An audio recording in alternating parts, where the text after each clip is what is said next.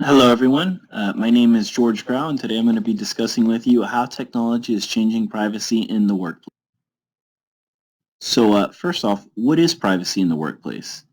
And obviously, it's an employee's right to privacy in the workplace. Employers have a legitimate interest in monitoring work to ensure efficiency and productivity, but employee surveillance often goes well beyond legitimate management concerns and becomes simple spying in furtherance of no legitimate business interests. So, why would a company want to survey its employees? Well, there's a few good reasons. So, some advantages of knowing what employees are doing all of the time are A, it reduces the chance of workplace relationship and harassment issues, and B, it also reduces the chance of disgruntled employees performing malicious acts. So, someone's in a relationship when they shouldn't be in at work, or they're claiming harassment. We have video footage. We can either, maybe if we knew ahead of time, we can go in there and stop it. If it's after the fact, then we have evidence of what actually occurred. The other thing is, you have a disgruntled employee who thinks that, let's steal some credit cards or some social security numbers. Well, now they're being monitored and recorded, so we now have footage of them doing so, which may prevent the whole thing from actually happening, knowing that they're going to get caught anyways. So it could deter the thing, and if not, then there's records of it occurring, and we know who and when it happened. The other thing is we can maximize productivity. We know when employees are slacking off, and we know when they're overworked, so we can actually act accordingly and give them some time off. Some of the consequences is it can make employees feel uncomfortable. Um, Based on some of the technologies I'm going to be discussing with you in future slides, is it can make them feel less than human, and it can create a negative work environment. So let's discuss the evolution of workplace surveillance. Uh, if we trace back far enough, the first thing I can think of is the time card, which started 120 years ago. It's used to monitor when you get to and when you leave from work. The next big invention, which happened about 100 years later, was the email. And shortly after, companies' ability to search emails for key terms. So after that, the current issues which I see, they're basically online webmail, instant messaging, smartphone, cloud drives, and so on. With the advent of new technology come new problems. Um, if you have people who can access Gmail and other things like that, they might use it to send proprietary information via their free online personal email from their work computer, or they can upload things to Google Drive. So companies, they actually curtail things like that through web filtering, such as Blue Code, and I know there's a few other companies that provide appliances for that. Uh, ways to avoid instant messaging issues.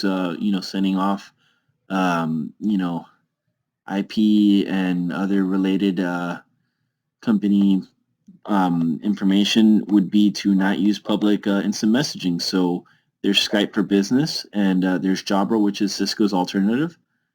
Um, Smartphones, if you have proprietary information there, basically companies allow you to install an MDM such as Centerfy, Microsoft Intune, GoodLink, and they can actually monitor your contacts, your text messages, emails, and they can even wipe your phone remotely. And it could also force you to have a PIN in order to get into the phone to ensure that their information is secure.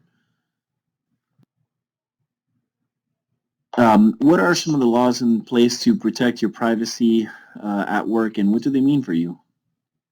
Well, according to the American Civil Liberties Union, any monitoring of employees should be narrowly tailored in time, place, and manner, and it should be transparent to employees unless the employer is conducting an investigation based on substantial evidence of misconduct.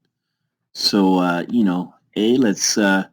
let's keep it limited to work hours and when you're in the workplace, and B, let's let's let the employees know how we're going to be monitoring them, which I agree with those things. A lot of people, they think, Fourth Amendment, right to privacy. Well, I did my homework on it, and the Fourth Amendment does not guarantee protection from all search and seizures, but only those done by the government. Fourth Amendment workplace does not work. It doesn't go together. An interesting court case I found was in 2015.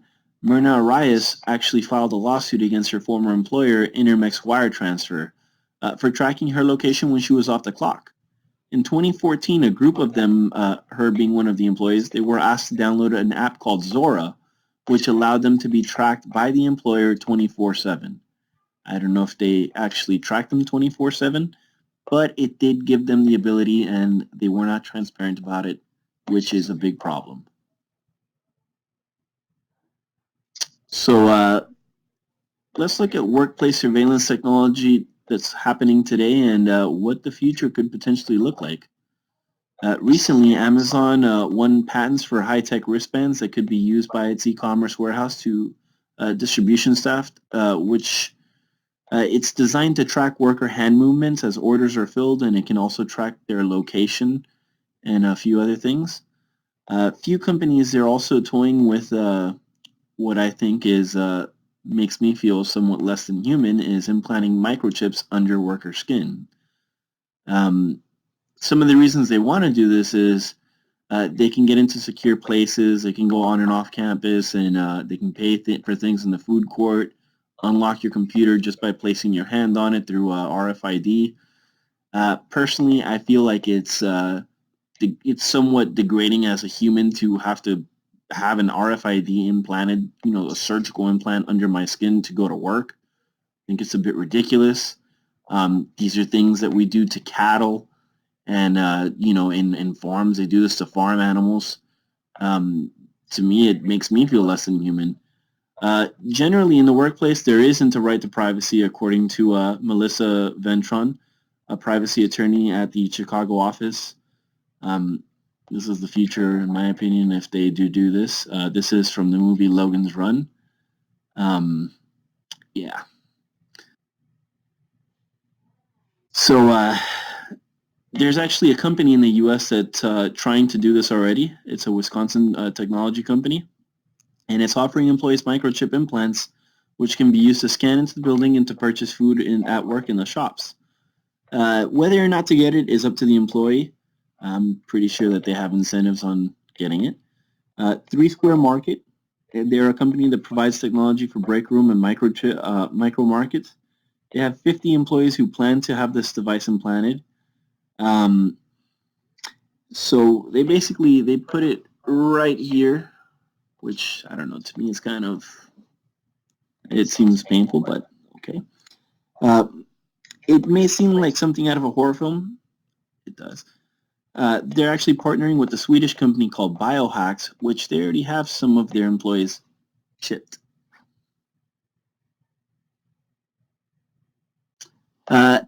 So what else is going on around the world? Well, in China, they're actually they have employees where they have sensors inside their helmets, and it's pretty nifty. But it actually monitors their brain waves, and when when their emotions are high, like depression and anxiety and rage, they'll basically the computers will pick it up, and then they can go and give them time off and address it accordingly.